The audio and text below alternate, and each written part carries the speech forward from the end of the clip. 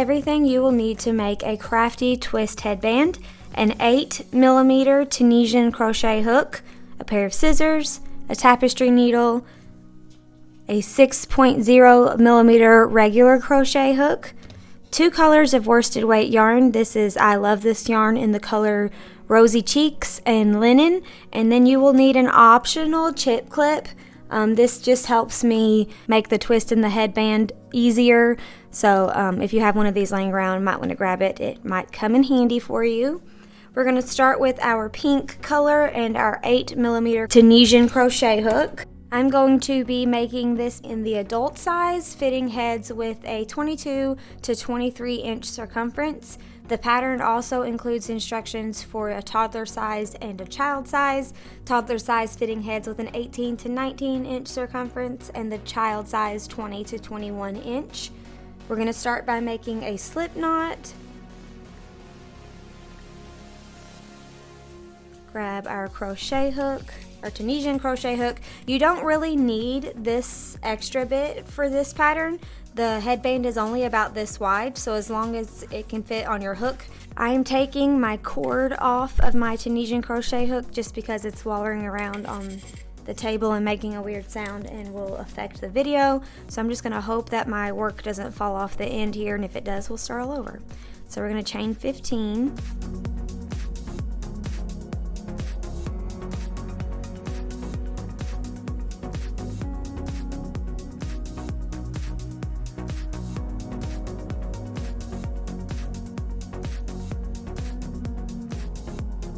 Oh, there's a design tip in the pattern for you guys. If you wanted your Tunisian headband to be wider, this is the toddler size, but if you wanted it to be wider, you would just chain more at this point.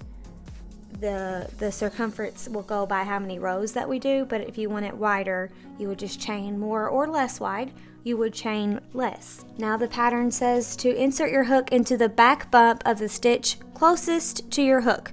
So we're going to flip our chain over so we can see all of the backs of our stitches, and we're going to insert our hook right here into that very first back bump.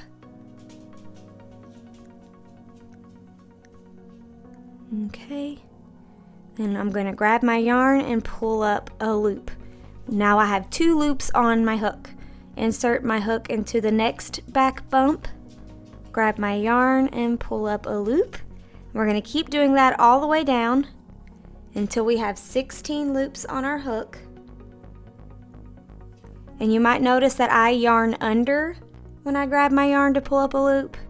This will result in a twisted stitch, so it's technically the twisted Tunisian knit stitch. If you yarn over, like most people do, yours will just be a little bit different looking than mine, and the tension will be a tad bit looser. I think with the design of this headband though, it's not going to affect the finished outcome because it's made to stretch to fit, and yours would just stretch less and still fit. Because if you yarn over like this when you grab your hook, I yarn under. That's just how I learned to do it. But if you yarn over, your tension will be slightly looser than mine. Okay, this is the last one. It's a little bit different because it's our first chain that we did. Insert our hook, pull up a loop. Okay, now we have 16 loops on our hook.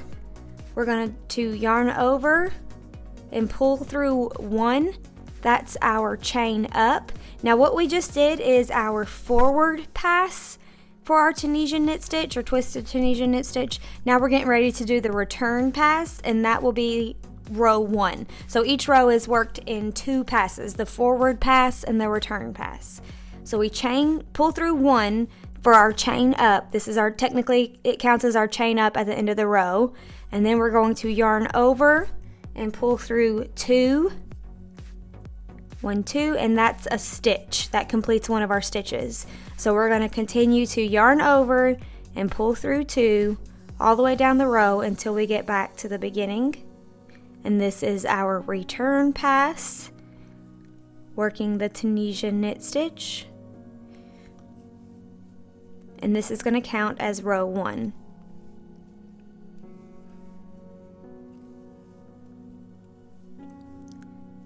Okay, almost done. Now we can get ready for row 2.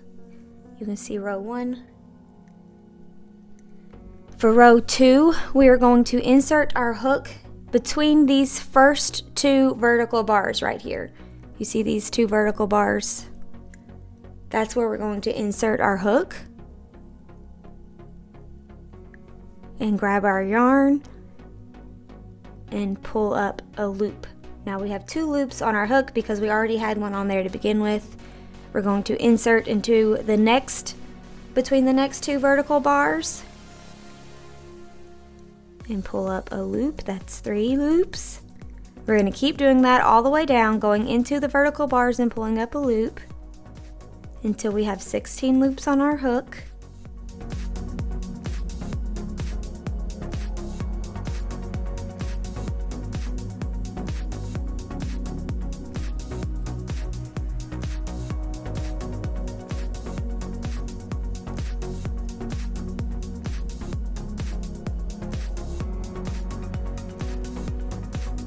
Okay, now we have 15 loops on our hook, and we're getting ready to get our last loop, but it is through this chain up here.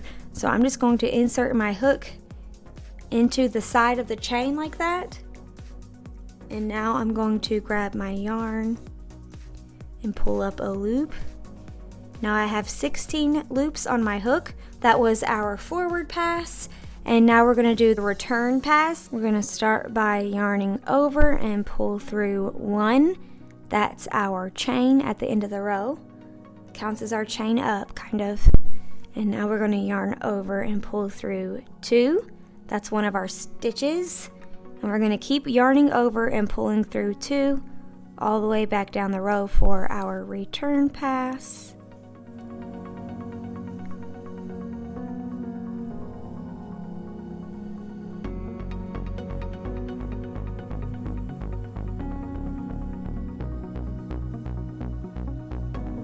Oops. And that completes row 2. We'll take a look at what we've got so far. And it does curl pretty bad, but it won't affect the finished headband. So just let it curl and we'll fix it later. This is what we've got after row 2. For rows 3 through 32, we're just going to repeat row 2. So we're going to have a total of 32 rows. So we've already got 2, so 30 more rows of pink, and then we're going to do something a little fancy and switch to our linen color. And I'm going to show you how I switch my colors so you can't see the row, you can't tell that I've attached color, and I didn't have a tail to sew in, because look at that. I'm going to show you how I do this. This little technique will help with that and make these faster, because I don't know if you're anything like me, sewing in tails at the end of our projects is the worst.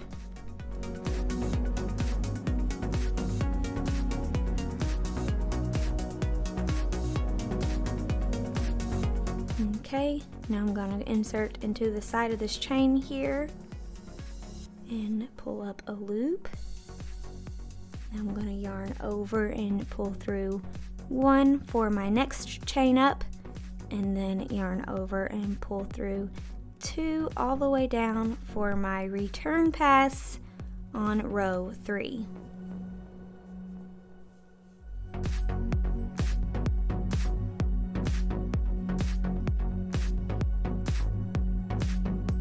Okay, that completes row 3. You can see it is curling, but it's looking really pretty. I'm going to do row 4 with you guys, and I'm going to show you what it looks like to yarn over instead of under like I do it. And let's see how it looks when I finish my return pass. I can do it this way, it just takes me a little bit longer. I'm much faster yarning under. That's how I do all of my crochet. I yarn under unless I'm being intentional and I need my stitches to not twist, like for the wainscoting, I think it's called, stitch. I don't like for it to look twisted. Okay, into my chain, yarn over, pull up a loop, yarn over, pull through 1 for my chain up, and then I'm just going to yarn over and pull through 2 all the way down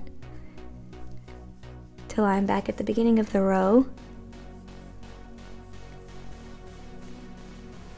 I think when you yarn over instead of under, your vertical bars look a little different, just slightly.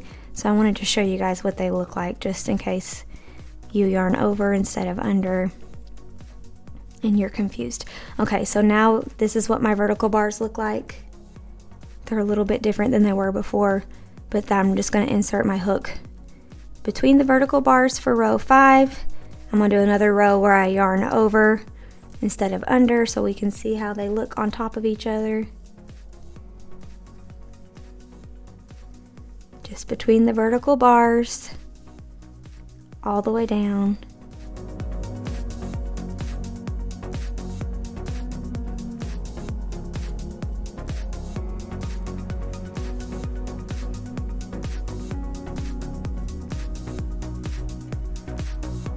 Okay, into our chain up on the end and pull through 1 for our next chain up, and then pull through 2 all the way down.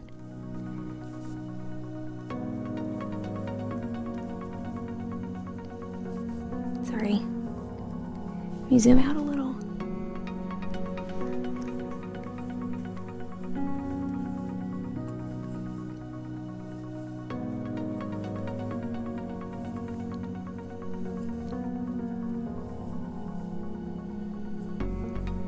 Okay, so you can kind of see it looks a tiny bit different. You can see that this one was not twisted and this one is. Can you tell the difference? The more that we do, the more you'll be able to see, but these two bars will be kind of symmetrical instead of where these are like one's a little bit higher up than the other one. That's the difference in the finished look. Very subtle, but the tension will be slightly looser with yarning over method, not the way I do it.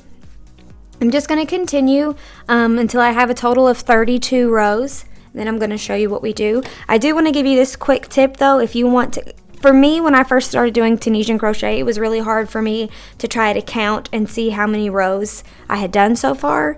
So if you look at the side of your work, you can count.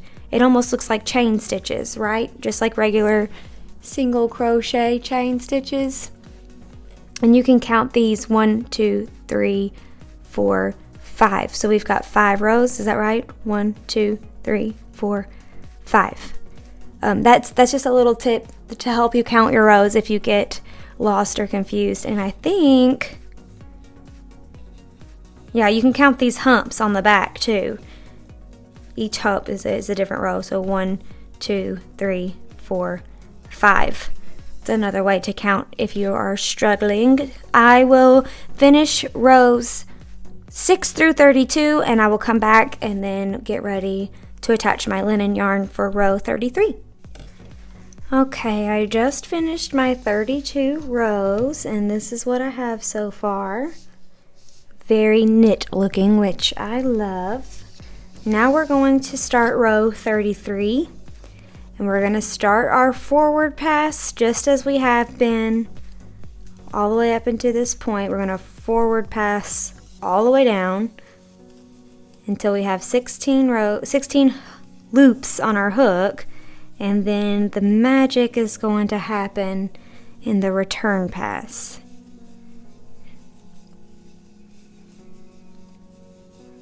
Okay, into my chain here, yarn over, pull up a loop, yarn over, pull through 1. Okay, I just did my chain stitch on the end, and now I'm going to set down, actually I'm going to yarn over and pull through 2, yarn over, pull through 2. So I'm just going to make 2 stitches right there, and now I'm going to set my work down and cut my yarn, leaving about 4 inches of tail.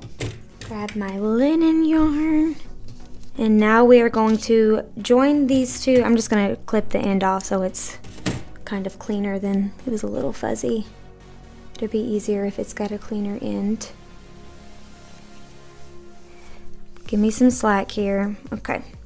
Now we're going to join these two yarn ends together. I'm going to do it very slowly here, and it does take some practice, so don't get mad. Look at all these little puppy scratches. We have a new puppy.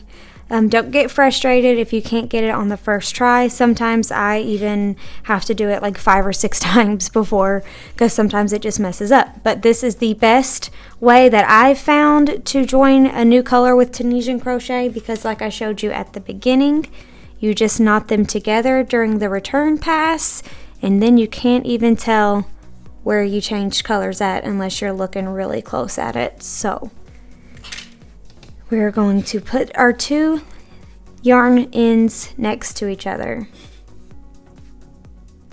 where they're kind of lined up, just like that. Now we're going to take the linen. We're going to wrap it around my thumb and then under my pointer finger. So it goes around my thumb and then behind the yarn and under my finger. You're going to do that twice. 1, 2, and then the third time, we're just going to go in front of those two little tails right there. Can you see that? Now we're going to take these two ends and hide them under those two loops that were on my thumb and put it over that third little loop right there and kind of pinch them down over that loop with my thumb. And then I'm going to pull the linen yarn, and that's going to tighten everything up together and make this lovely little knot. Now we're going to continue to yarn over and pull through 2 all the way down the row, and you'll see when we get to our knot here, yarn over, pull through. It gets a little weird, but it's just for 1 stitch. 1, 2, okay? Yarn over, pull through 2. See how it's kind of leaning forward?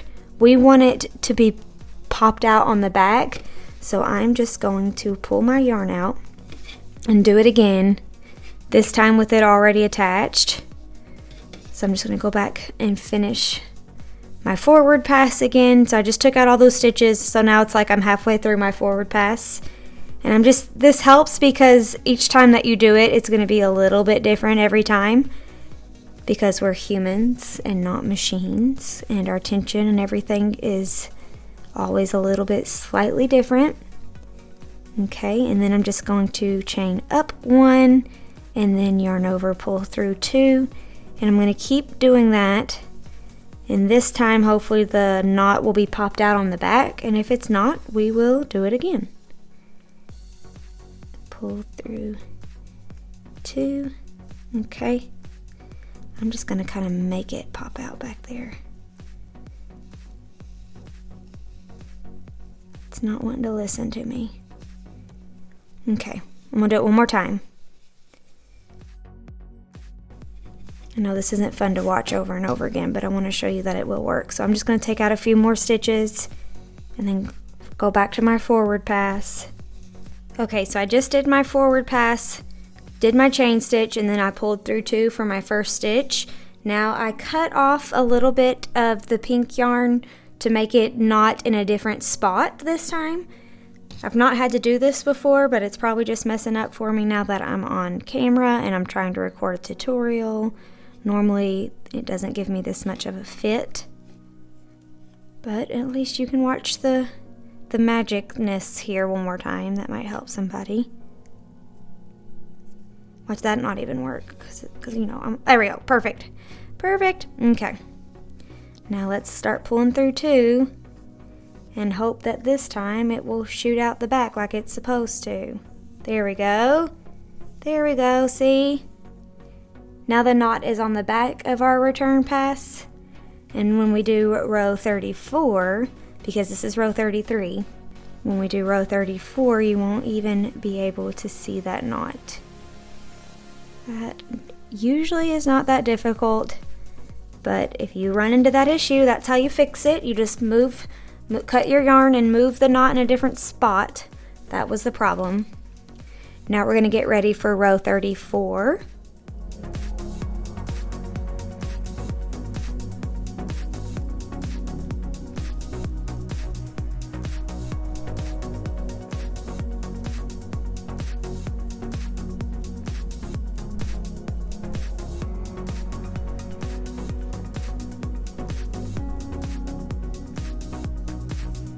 Okay, go into my chain stitch, pull up a loop, yarn over, pull through 1 for my chain up. Now we're going to continue to pull through 2 all the way down for our return pass. And again, this is for row 34.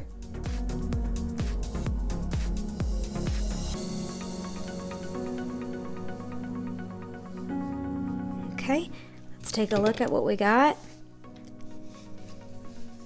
Can't even see the knot. Isn't that lovely? Let me zoom in. Now I'm just going to continue with rows 35 through 66 with my linen yarn, and after I get to row 66, we will tie off and then make the twist here in the middle of the headband. So that is coming up next. I'm just going to finish the rest of my rows off camera, and I will come back and do the twist for you guys on camera. Okie dokie, I just finished row 66. This is what we have. And you can see that the ends are curling, but it's totally fine. It will fix when we twist it. And let me get out my measuring tape. Before I measure it, I'm just going to give it a little tug so all of my stitches can fall into place. Okay. Now let's see where we're at.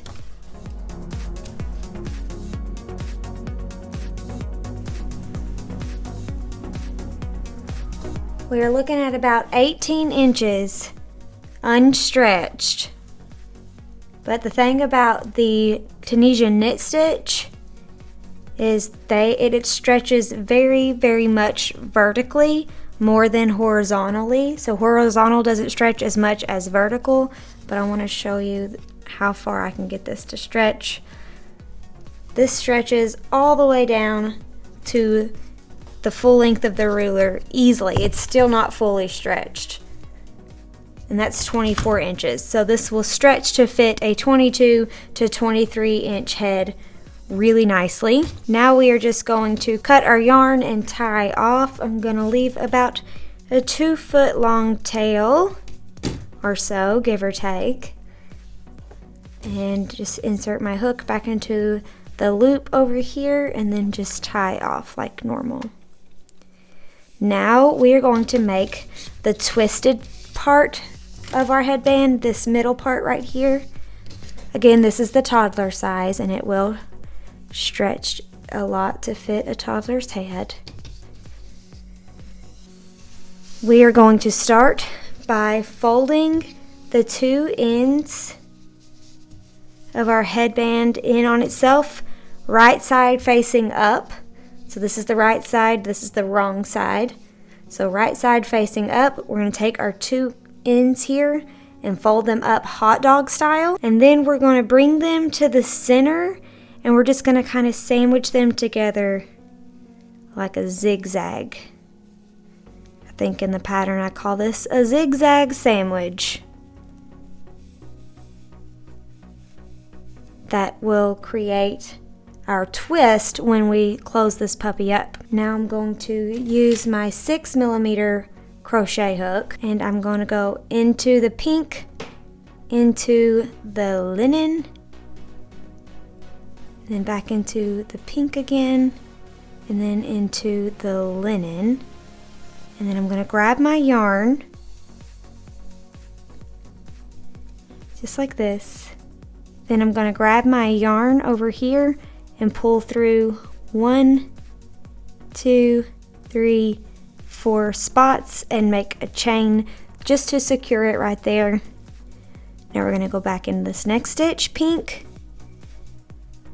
linen, pink, linen, making sure to go through all 4 walls of our zigzag sandwich. Grab our yarn, pull through all for a slip stitch. That's 2. Oh, I forgot my chip clip. My chip clip will help hold this guy together. So my walls don't sink down in there. Okay, that's why it's optional. You can do it without it, but with it makes it just a little tad bit easier. And we're just going to continue to slip stitch all the way down until our zigzag sandwich is completely slip stitched closed.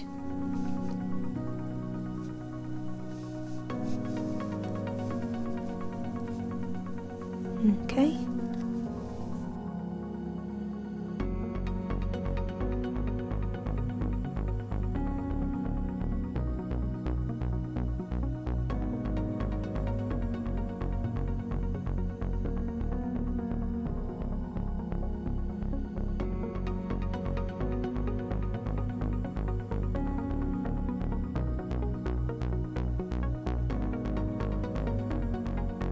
And then after we get it completely finished, we can tie off. And now we have our attached zigzag sandwich. And then if you take your headband and flip it right side out, you see that created our little twist right there in the center of our headband. Now we can sew in these last two tails and our headband is finished. Just gonna throw this back on there. I like to sew in my two tails at the same time because if you were making these to sell them in your Etsy shops or at markets, you want to be able to make them as fast as you can, and this is a little bit of a time saver just to sew in both the tails at the same time. And I'll be using my tapestry needle and just kind of going through the different fibers of the yarn until my tails are nice and hidden in there, knotted up underneath all the different fibers, and then I can cut that off. And then we have our finished crafty twist headband. Ta-da! I love the look of this twisted. It's so funny how folding them in that zigzag sandwich and then attaching them gives you that really cool look. And we have the toddler size that would make a very cute mommy and me set. Thank you guys so much for hanging out with me today. I hope you love this new pattern. I can't wait to see all of your Tunisian twist headbands on Instagram. Also, if you do plan on selling these headbands or would like to think about selling them either on Etsy or Facebook or even at in-person markets, I do have a freebie for you guys. If you sign up to my email list through the link in the description or the link in this blog post that goes with this pattern, you will get a PDF sheet of selling tips for these guys. And I give you all 3 different marketing ideas with keywords and photography tips and all kinds of little helpful tips and tricks for selling these finished headbands. Here at A Crafty Concept, I try to always design patterns that I think would be perfect for sellers who want to sell their finished pieces. So if that is you, this pattern was designed for you and you're going to want to grab your freebie selling tips sheet. Be sure to hit that subscribe button if you would like to see more crochet patterns that you can make to sell the finished pieces. Also follow me over on Instagram at A Crafty Concept for lots of crochet business tips and tricks. I'm always posting fun things over there on Instagram. Until the next video, have a fantastic day. Bye.